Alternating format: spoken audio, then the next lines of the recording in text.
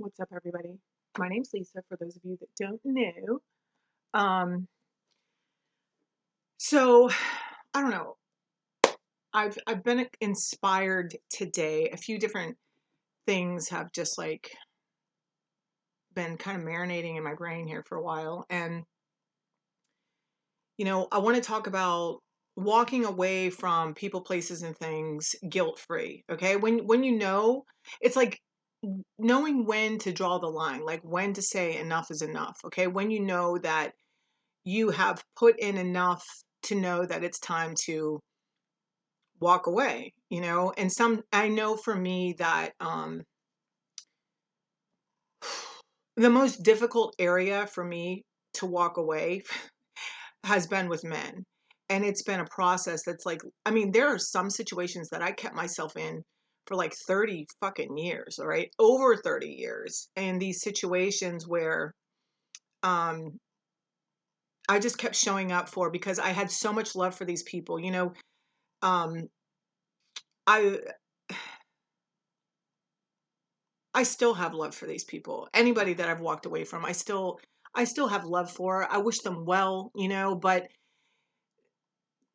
as I've grown and matured and learned to love myself and started treating myself in a loving manner, there's been some behaviors that I just can't participate in anymore. And it's not the other person's fault. It's just, I've changed, I've grown and um you know in all these situations where I've had to walk away from people. Sometimes we have to walk away from people or situations because, sometimes it's like offering people a helping hand or being there to support people and, seeing people do the same thing over and over and over again.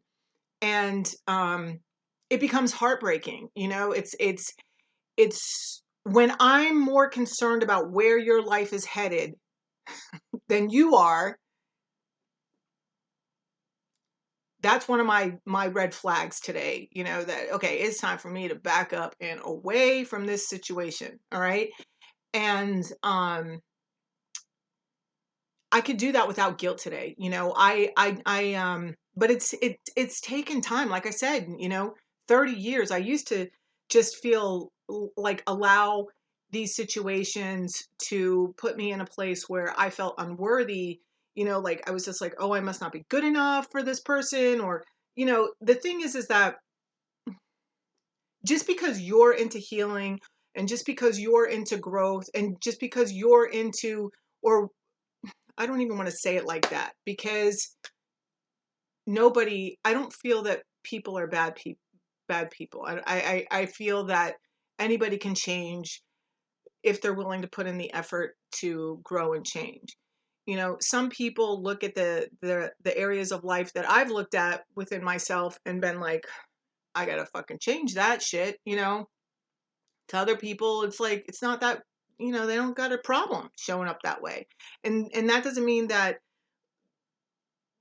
there's anything wrong with them. We just have like a different stance on that, and um but I have to know what's good for me, and when it's like enough is enough and it's time for me to walk away.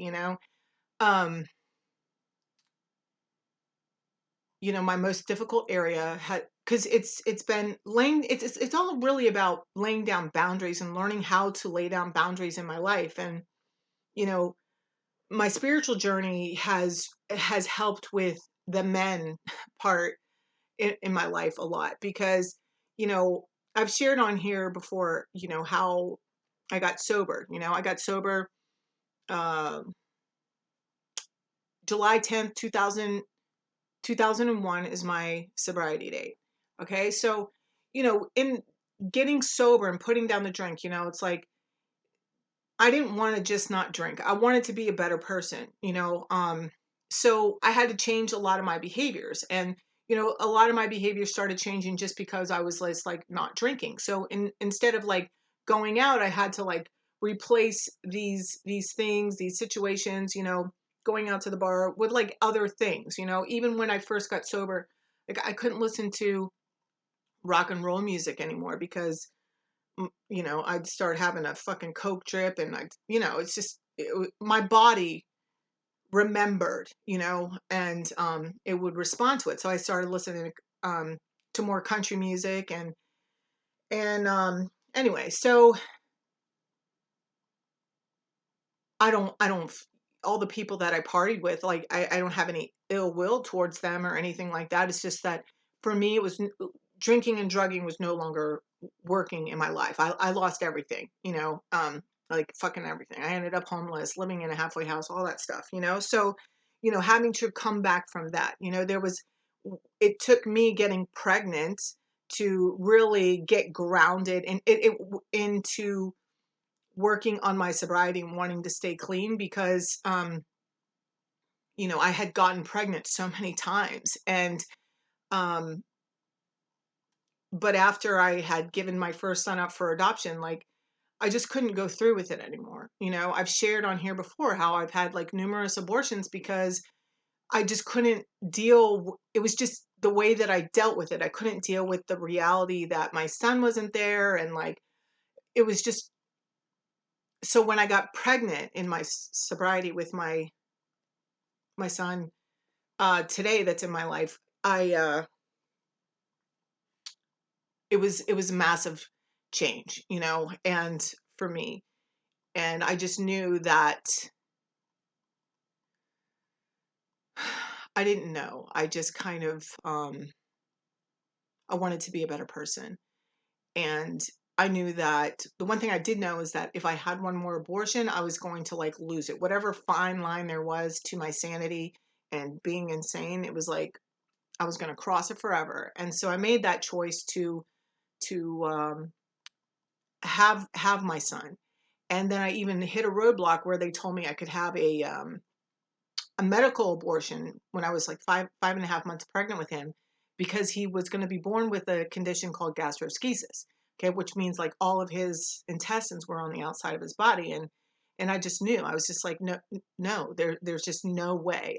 I just wouldn't believe it. I believed that um you know, my son was definitely heaven sent, and you know, was part of the saving of my life, my soul, however you want to put it. So um anyway, I proceeded to have my son, you know, through being a parent and being sober. You know, I always tell my son, you know, we got to grow up together, you know, because honestly, that's the way that I feel. Like, I was not mature when I first got sober. You know, I was 29 years old, but I was more like just this defiant child, you know, with their dukes up, you know what I'm saying? And very closed off. And you know, I hit a bunch of obstacles in the beginning of my sobriety, you know, and I really saw that everybody around me in my sobriety circle wasn't all there to be supportive. Okay. So right away, I established my relationship with God. I really solidified it. And um, when I did meet my Maureen that I always talk about on here on my channel, and I write about her a lot in my Instagram. Um, you know, she really also made sure that I had my own connection to my own source energy. You know, God. Um, I call it God. You know, and over and above my relationship with her. You know, and because she did that, and because you know, because she would say, I would say things to her like, I don't know. And she'd be like, you know, her and, you know, my other friends that I allowed into my life, that I let into my life eventually, it's like, you know, they would say, Lisa, you're the only one that could know, you know? So anyway, I just realized that I got way sidetracked from the whole like walking away from people and feeling without guilt, you know, because making yourself a priority isn't anything to be ashamed of. I know in my life, I was surrounded by people who didn't put themselves as a priority. So when I started to put myself as a priority, things really stirred up. You know, there were people that really wanted to see me drink again. You know, there were people that threatened me about, like, if I ever drank again, they would take away my child so fast and boom, boom, you know, I mean, just not supportive and just pretty much wanting me to be whom I'd always been. Because, you know,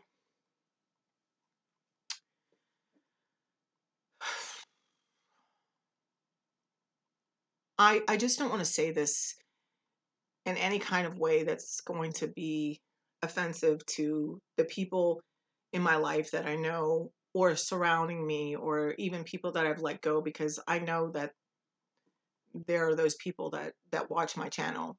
You know, I know that there are those people that are no longer in my life and have really benefited from watching my channel and grown, and they'll never tell me, and you don't need to, because God's already shown me. So, and it's okay and it's good, because that's why I'm making these videos, you know? That's why he puts it on my heart to make these videos, because, you know, the lessons I've learned and the shit that I've gone through, like, I always tell you, I know that I experienced it to share it to others, to show others that you can rise above it and push it through. So get to the other side of it, you know? So, you know, laying boundaries with my family and with men was probably the hardest, you know, with people just on the street, or just casual acquaintances. Like, I don't care. Like, that was easy, you know. Right away, I'm going to tell you, like, the first way that I was taught on getting real was, if somebody asks you how you're doing and you feel like shit, say, I feel like shit. And the people that are supposed to stay in your life are going to stop and be like, wait, hold up, Lisa, what's going on? You know, and they're going to sit down. And other people, the people that you're going to let walk by, are the people that are just like going to laugh and be like, oh, okay, you know, talk to you later. And they're going to keep it moving. Yeah. Just let them keep on moving it out of your life. Okay. This is how I eliminated people just right off the bat of my life. And when I first got sober, you know, so, um, but there were other relationships that I had, like family members, friends that I've had like since high school, that would call me, and not even friends. Like, I'm talking, like, there was a couple of men that I would fall back on, you know, or I would allow back into my life anytime that they felt, you know, they wanted to reach out, or, you know, one of us would reach out. I'm not going to say it was all of them, you know, because, you know, I have reached out in loneliness my damn self, you know what I'm saying? So, you know, as I've grown and healed and continue to work on myself and continue to take accountability for where I have fallen short in my life, and tried to show up differently, because honest to God, like, my children, I want to teach. I have wanted to show up 100%. You know, if I'm not showing them that they can do anything, and just like every day get up and fight for their life, like, who's going to teach them that can be done? You know, like, that's really honestly how I've done it. Like, it's never been too much. It's never been too much for me to get up every single day and want to fight for my life. I have wanted to fucking die and gotten up anyway. Okay. But it's because like, my children have literally been the ones that have kept me from dying. Okay. Um, that feeling hasn't just left me. I've felt unworthy. You know, I've allowed, um, I've given my 110% to people, friends, and mostly men in my life, and in hopes to getting something back, you know. And I've settled for sex. I've settled for you know, uh an occasional text, or um you know, but I always just allowed this shitty behavior, which allowed me continue to feel like shit, you know. And I would cry, but until I was done, I wasn't done. I continued to allow it, and little by slowly, like, I started to tolerate it less and less.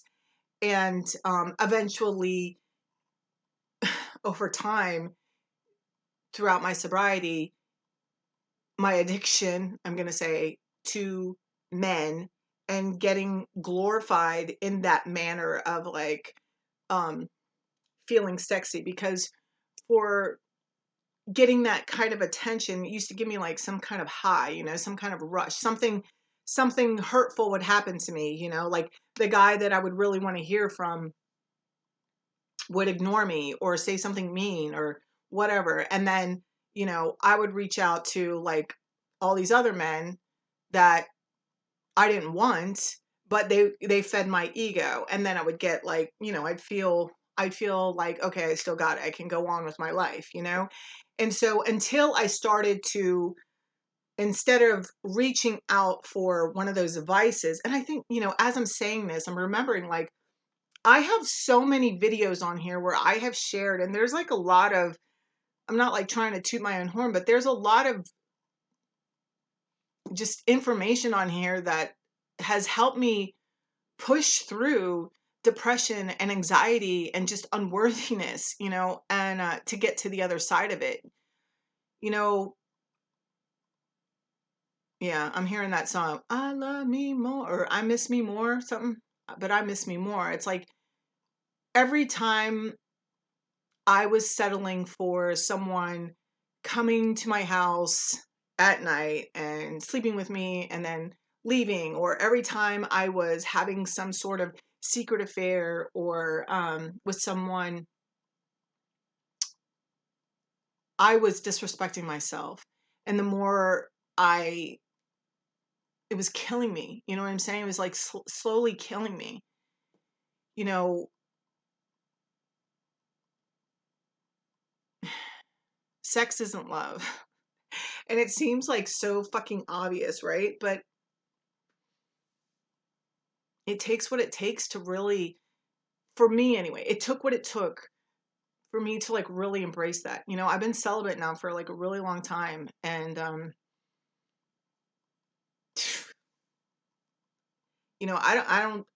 don't talk to any men. I'm not texting any men. I'm not doing any kind of anything with any, acting out in any kind of way. And you know, I'll be 50 years old in March, and it's it's taken me all this time, and I'm talking about like I've had to be completely fucking humiliated numerous times for me to let go of men that just didn't give a fuck about me. Or maybe they gave a fuck about me, but maybe they cared about me, but not enough to stand up for me, not enough to share with me.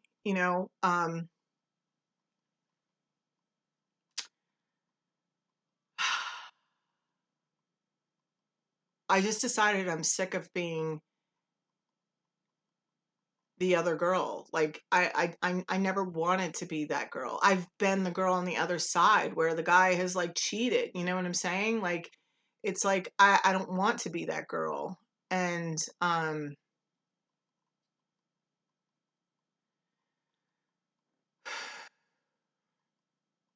but until I believed it, like until I believed like I was worthy of that stuff, I couldn't walk away guilt free. I kept on like wanting to give chances. I kept on seeing, in their eyes, oh, they really love me. Or I would get like some text that would just leave me wondering, or just say just enough to be like, oh yeah, you see, they really do. They just can't say it. They're just having a hard time saying it. Well, I don't care anymore, because you know what?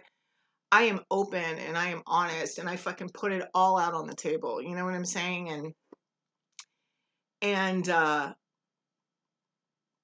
I've learned through, like I said, a series of humiliating events.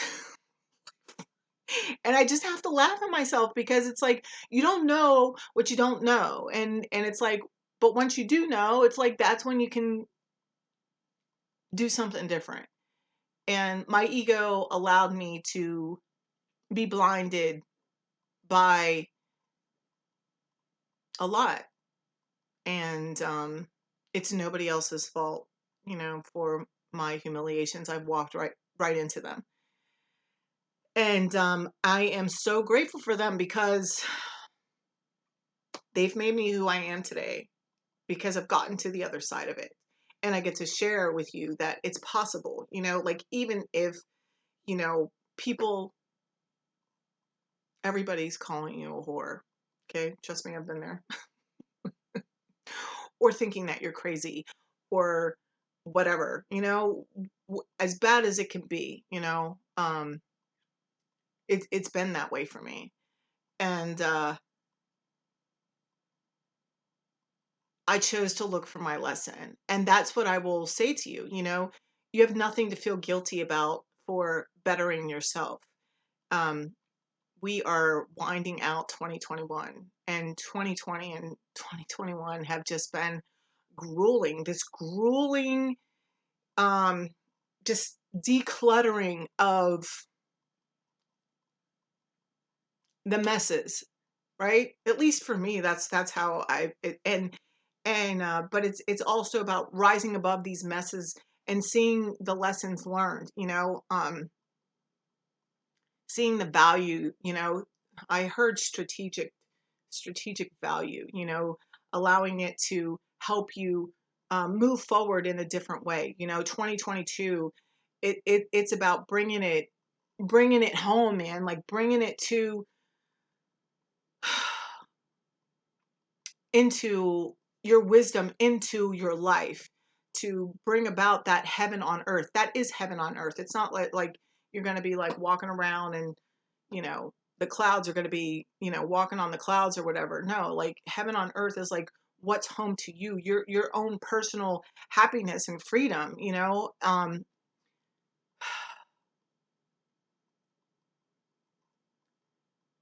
I don't have everything that I want today, I'm single, and I'm happier than I've ever been, I'm more confident than I've ever been.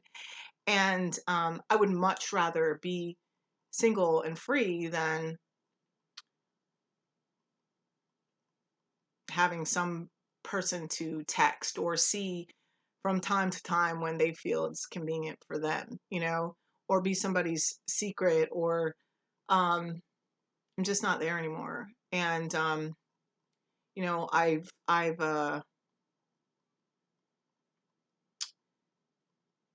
paid the price of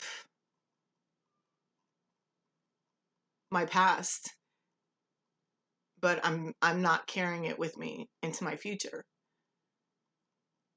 And I'm not holding on to anything or anyone that wants me to.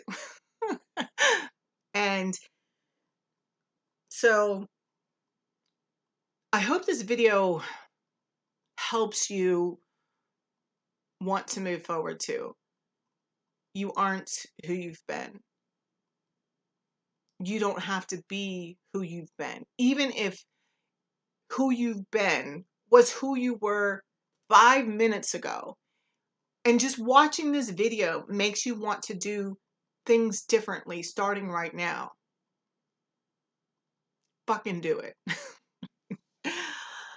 I'm sorry for the cussing. It's just part of who I am. But I love the F word. I used to not cuss before I got sober, and because I used to think that it made me somewhat like seem so much more pure. But meanwhile, I was just this rotten to the core. Of course, I'm exaggerating. I don't really feel like we're all anyway. Whatever. I love you guys. This has gone longer than I expected, and there's no guilt, there's no shame in choosing yourself. And I hope and wish and pray for you. This is my biggest wish for you, that no matter what, no matter fucking what, no matter who you have to walk away to choose yourself, I wish that you may always have the courage and the strength to. I love you.